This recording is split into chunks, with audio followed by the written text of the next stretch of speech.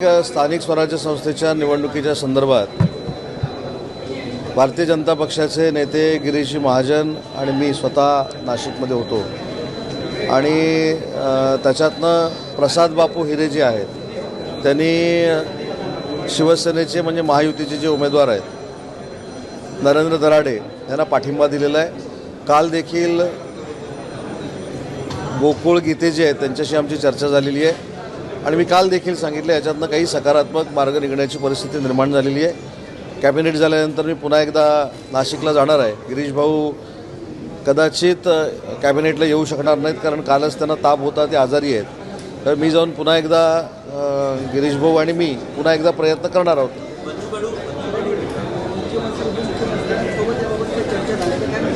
गिरीश भाऊ स्वतः मुख्यमंत्री महोदयांशी बोललेले आहेत. मी काल मुख्यमंत्री महोदयांशी बोललेलो आहे. गिरीश भाऊ स्वतः शिंदेसाहेबांशी बोलले आहेत. मी तर संपर्कामध्ये शिंदेसाहेबांच्या आहे.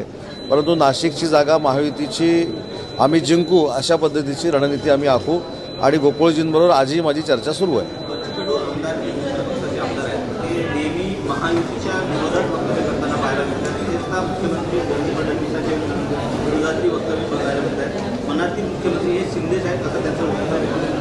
शिवसेनेचे कार्यकर्ते म्हणून माननीय एकनाथ शिंदेसाहेब हे उच्च पदावर बसावे ही प्रत्येकाचीच इच्छा असते. परंतु हे करत असताना विद्यमान मुख्यमंत्री देवेंद्र फडणवीस जे आहेत ते भारतीय जनता पार्टीचे आहेत आणि ते महाराष्ट्र राज्याचे मुख्यमंत्री म्हणून काम करत आहेत. त्यांच्याबद्दल बोलत असताना आदरानंच बोललं पाहिजे या सूचना आणि आदेश देखील एकनाथ शिंदेसाहेबांचे आहेत.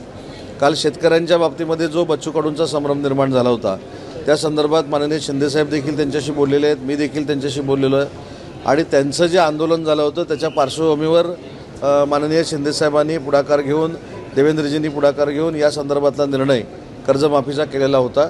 परंतु त्यांचं असं म्हणणं आहे की काही कृषी विभागाकडे काही त्रुटी आहेत. तर मी त्यांना आश्वस्त केलेलं आहे की कृषी मंत्री बच्चूभाऊ आणि आम्ही सगळे एकत्र बसून त्याच्यावर लवकरात लवकर मार्ग काढू अशा पद्धतीची आमची सगळ्यांची भूमिका आहे. कुठं विधान परिषदेच्या निवडणुका सुरू आहेत. विधान परिषदेच्या निवडणुकीवर बोलू. ती निवडणूक झाली. तुम्हाला ह्याच्यामध्ये त्याच्यापेक्षा त्याच्यातच फार इंटरेस्ट दिसतोय. मला असं वाटतं की या सगळ्या संदर्भात विधान परिषदेची निवडणूक आमच्या दृष्टीनं महत्त्वाची आहे. जी निवडणूक झाली, जे कोण जिंकायचे ते जिंकले, जे कोण हारायचे ते हरले, तो प्रश्न मला विचारून काय उपयोगाचा आहे. रायगडला भरत शिरगोपाल यांना पालकमंत्री केलं जाईल का? भरत शेटना पालकमंत्री करावं हीच आमची मुख्यमंत्री महोदयांना विनंती आहे. तटकरे साहेबांशी देखील आमची ही चर्चा झालेली आहे. कारण शेवटी विधान परिषदेच्या निवडणुकीपुरती ही चर्चा असून उपयोगाची नाही. दिलेला शब्द पूर्ण करण्याची जबाबदारी ही आमच्या सगळ्यांची आहे आणि आम्ही तटकरे साहेबांसमवेत एकत्र मुख्यमंत्री महोदयांना बोलू, त्यांच्याशी चर्चा करू, विनंती करू. परंतु रायगडची पालकमंत्री पदाची जी जागा आहे ती भरत शेटना मिळावी हीच आमची इच्छा आहे. आणि या बाबतीमध्ये ज्या काही चर्चा झाल्या, या बाबतीमध्ये ज्या काही कमिटमेंट झाल्या, या बाबतीमध्ये ज्या काही शब्द दिले गेले ते आता बिनविरोध जागा झाली म्हणून विसरून उपयोगाचं नाही. ही देखील माझी विनंती आहे सगळ्यांना.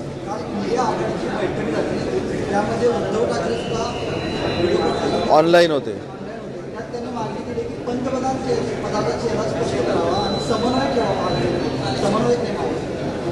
असं कोण म्हणालं? मी आज राहुल गांधींचा अजून एक व्हिडिओ बघितला आणि त्याच्यामध्ये ते शोधत होते की शिवसेनेचं कोण उपस्थित आहे, कोण उपस्थित आहे. बरोबर ना? ते आपल्या दृष्टीनं महत्त्वाचं आहे. तर ते शोधत होते. त्याच्यानंतर त्यांना कोणीतरी सांगितलं की ते शिवसेनेचे UBTचे जे नेते आहेत ते करोनामध्ये जसे ऑनलाईन होते तसं आजही करोना न गेल्यासारखं ते ऑनलाईनच असणार आहेत. हे तुमच्या माध्यमातूनच आम्ही ऐकलं. आणि एखाद्या संघटनेबरोबर चर्चा करत असताना समोरची संघटना त्यांचे संजय राऊत साहेब सांगतात की राहुल गांधींचं नेतृत्व एवढं मोठं आहे की ते जगात भारी आहेत, पण त्यांच्या मिटिंगला ऑनलाईन मिटिंग करायची हे कितपत योग्य आहे हे त्यांच्या सगळ्या बॉडी लँग्वेजवरनं दिसत होतं. आणि ऑनलाईन मांडलेल्या भूमिकेला तिथं काही किंमत मिळेल असं मला वाटत नाही. धन्यवाद. महाराष्ट्रातील ताज्या बातम्यांसाठी बघत रहा टाइम्स टुडे 18 न्यूज. सोबतच शेअर करा, सबस्क्राईब करा आणि बेल आयकॉन प्रेस करा.